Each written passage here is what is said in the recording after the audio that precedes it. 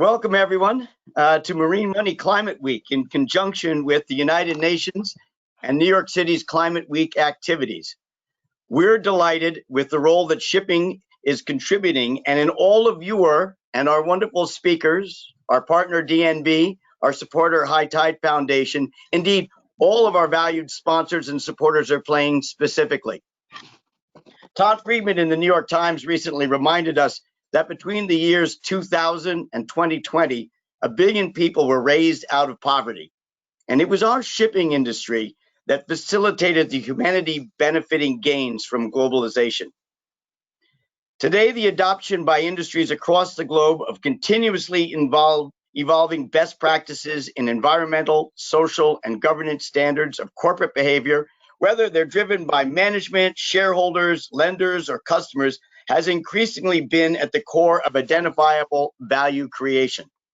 Shipping companies which have proactively embraced the metrics associated with delivering best-in-class environmental performance, inclusive and supportive social policies, transparent and aligned governance are proving superior value and will in the future benefit from a raft of commercial capital access benefits delivering even greater value. I know that just as our industry played such a pivotal role in helping lift 1 billion people out of poverty the past 2 decades, leaders with us now are engaged and will win an even more challenging global battle with a great collective effort, one our children and our children's children will appreciate. To help get us started, we are privileged today to hear from the founder and chief executive officer of Cornerstone Capital, Inc., an investment firm recognized for its financial leadership in developing successful business models that produce not only financial returns, but deliver environmental and social benefits. An acknowledged veteran, executive on Wall Street, an advocate for greater corporate transparency, inclusion of environmental, social, and governance ESG data in investment analysis, and the creation of a more sustainable form of capitalism through disciplined investment practices. No way, Ruth. Our first speaker is a founding board member of Sustainability Accounting Standards Board, SASB, a U.S. nonprofit organization incorporated in 2011 to develop and disseminate industry-specific social and environmental financial reporting standards. She is an advisor to the UN Global Compact's LEAD Board Development Program and an advisor to the Clinton Global Initiative Market-Based Approaches Track. Please, will you welcome Erika Karp? Okay, thank you, Jim. It's really a pleasure to be here. It's a particular pleasure to be here because I personally feel like, shipping and trade and commerce is so quintessential to humanity. Humans were born to trade. And so in terms of what's going on now in sustainable and impact investing, we have a system, a global economic system that is fundamentally broken. And when we think about systems, I am reminded of Professor Edward Deming, and I was privileged to be his last class before he passed away, but he is a giant in the thinking of business. And Deming said that each system is perfectly designed to give you exactly what you're getting today. So think about that. What we need to do is innovate. And every industry has to innovate. And I will say that innovation is different from invention. All right. So we have to think about an ongoing regular change in behavior. That's innovation. So in any case, we find ourselves now at an unprecedented time in terms of a confluence of crises that are attacking our current system. And I would tell you that people don't think, I think, to the degree that they need to consider the systemic financial risk associated with climate change. And so right now, we could argue that that systemic financial risk goes to every industry, every company, and there is no place to hide. All right. And when I say that, I'm talking about the systemic risk where if you have damage, all right, to assets that are used as collateral to the banking system, And then we have write-offs of those assets. And then we have the bankers financing less. And then we have households borrowing less and spending less. And that goes to every single industry. And the shipping industry is so central and fundamental to that. And by the way, I mentioned how I feel about trade and commerce. Well, there's an interesting quote out there. Civilization is a thin layer of ice upon a deep ocean of chaos and darkness. So that's kind of a bummer, but I think civilization will be okay if we innovate. So I mentioned a confluence of crises. So, look around. And in terms of the environmental crisis, we've got the US West on fire. We've got the US Gulf Coast underwater. We've got fires in the Arctic Circle. That's not okay. So when we think about climate risk, it is an unprecedented crisis. And then we think about what's going on with COVID around the world, an unprecedented health crisis. Then we think about racial issues, racial tension. We think about the structural causes of inequality. And that is definitely a crisis. The murder of George Floyd here highlighted that. And then, of course, we have a political crisis, a divisiveness like we've never seen. It seems like there's no such thing as the loyal opposition anymore, and that's a crisis. And then, of course, we have the economic crisis, and we have a crisis of confidence. This altogether is unprecedented. But let me tell you something else that's unprecedented. It is the fact that investing is changing. The discipline of investing is changing to the good. All right, so these days what we demand is more transparency, more collaboration, more accountability, right? More incentivization that is constructive. So the system is starting to change, and that's what we really need. Let me go back and talk about other things that are unprecedented in the financial markets. The economic concentration of power in the largest companies in the world is unprecedented. Now, that might demand more scrutiny, it might create more divisiveness, but it's different and it's unprecedented. And by the way, it's like a handful of the largest companies in the world that represent a massive amount of both revenues and jobs. So again, that economic concentration, unprecedented. Also, we have an interesting situation where you have investment banks and asset managers and wealth managers kind of all on the same page in looking at the discipline of environmental, social, and governance factors and analysis of those, ESG, analytics, all right? And by the way, I should say, if you hear someone say ESG investing, or if you hear someone refer to ESG as an asset class or a style, run in the other direction. There is no such thing as ESG investing or as an asset class or as a style. ESG analysis is a discipline. It's simply the next discipline of finance. 75 years ago, companies didn't have to report on their revenues. That was considered, material and private and proprietary. So, financial systems change, but the discipline of ESG analysis is very much here. And in fact, I'll give you a definition before I continue. So ESG analysis, again, a discipline. Sustainable investing, which is kind of an umbrella term, that is the systematic integration of the material ESG factors that relate to the economic outcomes and profit outcomes of any investment. Impact investing, you'll have heard that.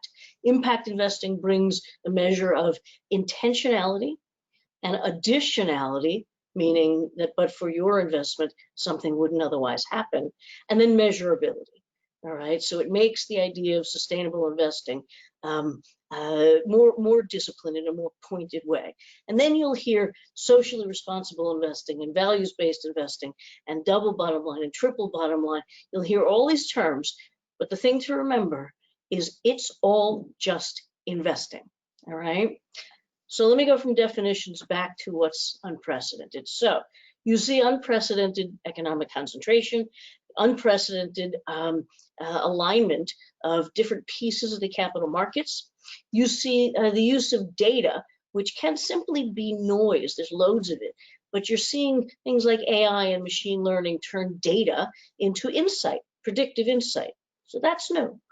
You're seeing a massive intergenerational transfer of wealth from a generation that really just didn't have as much consciousness about environmental issues and social issues and really fundamental ESG factors. So that transfer of wealth is huge in terms of the kind of investments that are going to be attractive to arguably $50 trillion in assets over the next generation. That's a number from the World Economic Forum.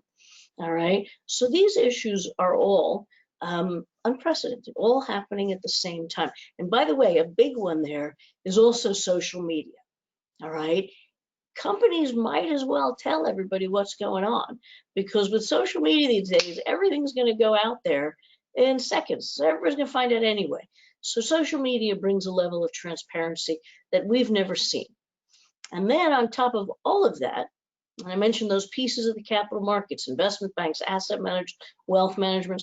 You're also seeing the accountants, the lawyers, the regulators, the academics, all of these entities, the exchanges. Every one of these entities is starting to look at what factors around environmental, social, and governance issues, what factors matter most, what are most material to the investment process. So all those pieces are in motion at the same time. So the bottom line is there is a groundswell of demand for sustainable investing, for ESG analysis, for ESG integration. And the reality is it's not that easy to do, because we are talking about a whole system. All right, so Deming's quote, I like to think about what's the system in the future. And so ESG analysis is going to allow us to develop a new form of capitalism that is more inclusive, all right, that is more regenerative. Because actually sustainability is the wrong word. Sustainability means we can keep doing what we're doing, right? We can keep it up. Not enough, all right? It is not enough. And so we have to go forward. We have to become regenerative. And by the way, a lot of the companies that are making commitments these days to be, carbon neutral, some of them say by 2030, some systems say by 2050. It matters a lot in terms of the planet that we're going to live on. That civilization is on that thin sheet of ice is pretty important to think about. So in any case, given that we've got sustainable investors who are looking to change the system, and they're looking for innovation, and the pace of innovation in every sector is speeding up. And given the confluence of crises that we're in now, I think what you're seeing is an acceleration of trends that already existed, right? So we're talking about telecommuting, we're talking about telehealth, we're talking about e-learning, we're talking about all technology trends that are just accelerating exponentially, all right? So when we think about our industries, every single industry, we've got to think about innovation, all right, affecting our ongoing day-to-day behaviors. And so if we think about health and obviously transformation, we think about food systems, we think about water, manufacturing, every sector has to innovate dramatically if we're going to make it out of here being a system that's broken and not allowing us to basically to get past these multiple crises. I wanted to talk something more about interrelationships. So I think probably all of you know about the UN Sustainable Development Goals. Actually, that's what this pin is about, the 17 Sustainable Development Goals. If you, as a company, or if you as an individual, as an impact investor, as a sustainable investor, want to go after one of these goals, that's great. But if you say, okay, I'm going after SDG number 5, which is women's equality, women's economic empowerment. If you say you're going to go after that, that's great. But if you really want to achieve it, you have to think about how you get there in a pragmatic way. These 17 SDGs are too big, so they are effectively uninvestable, right? No poverty, no health, life below the sea. They're uninvestable if you think of them as this big. So we would argue that it is about access that we need, to think about. So if you want SDG number 5, women's economic empowerment, well, you need access to capital, to water, to healthcare, access to broadband, access to education, all right? You need access to multiple other SDGs to get you access to what you want. And so the reason I use that is because that's the same with every one of the SDGs, right? It's complex, it's a system. And you have to be careful what you wish for, because if you take one of these SDGs in a vacuum and go after that, you could actually undermine where you're trying to get to if you don't think in terms of systems. So for solutions, a systems-based solution to climate change, to these big crises, we need efforts that are permanent and scalable and privately financed, because whatever's going on in the public sector, hopefully it's intelligent regulation and frameworks and infrastructure to regulate effectively, to hold up and support. The bottom line is it's got to be the private sector that really drives the trillions of dollars that we need if we're going to address these crises. So I have one other thing before I wrap up. There's a quote from Antoine de Saint-Exupéry from Le Petit Prince. And what he wrote was that if you want to build a ship, you don't go out there and bring together people and then bring together and gather wood and then start building a ship. Rather, you bring people together and teach them to yearn for the vastness of the sea. And that way, self-motivated, you go out and you do better. You do better with more conviction, and you put everything into it. And if we don't put everything into it, we have more than these crises now to deal with. So again, sustainable investment is the way to go. It is a discipline, and I'm happy to talk to any of you that want to do it. So thank you for the time and for inviting me. Erika, thank you so much for those inspiring words. The steeple over your left shoulder is as inspiring, and I just hope that the building behind that was listening to you. But thank you so much for kicking off this thing. I'm so impressed. I just had one quick question, and then my colleague and partner in this event, Jim Sorenza, will follow up with some more. For mature industries that are like shipping, that are reliant on a host of external sort of suppliers for plant and fuels and logistics, transition alternatives, could seem a heavy lift. If you were on the board of a mature business which had to make $100 million decision, capital market decision in a couple of years, what might you advise that management and board to do?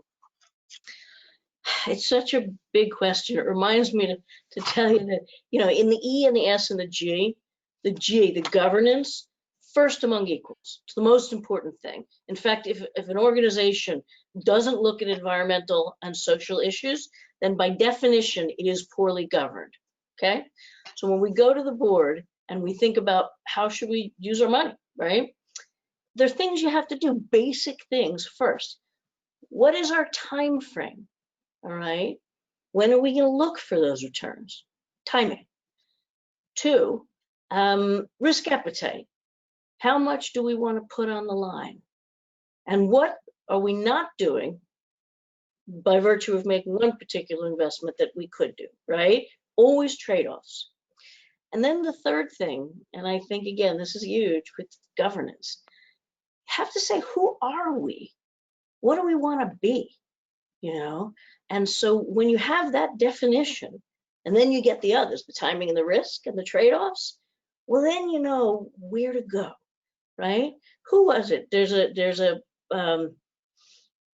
Lucius Sorrento. It's an ancient philosopher, and he said, if you don't know to which port you're sailing, well, then no wind is favorable, right?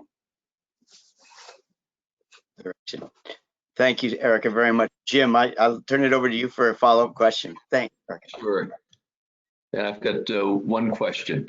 Your mutual fund has had remarkable performance, particularly in the past year. And we know that you care deeply about the UN 17 sustainable goals. So you can't talk about all 17, but let's just pick out two. Let's pick out gender equality and let's pick out climate. And how important have those two goals in your mind been to your investment philosophy and your success? Mm-hmm. Enormously important. And those are actually the two that are highest on the list of sustainable investors. So it's gender equity, it's climate, it is food systems is a biggie, water is another biggie, the oceans, and those are some of the big ones. With regard to our fund, and by the way, we're mostly an investment advisor, but this one fund, which is called the Cornerstone Capital Access Impact Fund, was created because there was a gap in the market. There was not a global thematic, liquid, low minimum solution to addressing all the sustainable development goals. And so that's what this fund does. And by the way, the ticker is CCIIX. So anyway, this was created to address those big themes in a very pragmatic way, again, through that lens of access. And I'll tell you why it's doing so well. So you don't get 2,000 basis points of outperformance on the markets, the MSCI ACWI, by not being purposeful about what you do. So this fund is about, actually it's about sustainable innovation, because by definition, sustainable and impact investment strategies are about innovation, because they're about solving those goals, those 17 goals. And so if we're talking about a growth strategy or a value strategy, if you're talking about any strategy in sustainability, it's about innovation. And stocks that are innovative, when their earnings can recover more quickly from a correction because they're growing more quickly than the markets, that is a really good fund. And so CCIIX is kind of democratizing access to impact investing. It doesn't just have to be millionaires and billionaires that can move their money in such a way that we solve the world's problems. So yeah, so Jim, thank you for asking the question. We're very excited about it. Well, I think civilization may be on a little bit sturdier ice, having listened to you this morning, Erika. Thank you for that. I'd like to thank you for joining us this morning. I know you have things to do. CCIIX, it'll be in all of our minds. We look forward to sort of seeing you again at a Marine Money event. So thank you very much. Everyone, we're going to say goodbye to Erika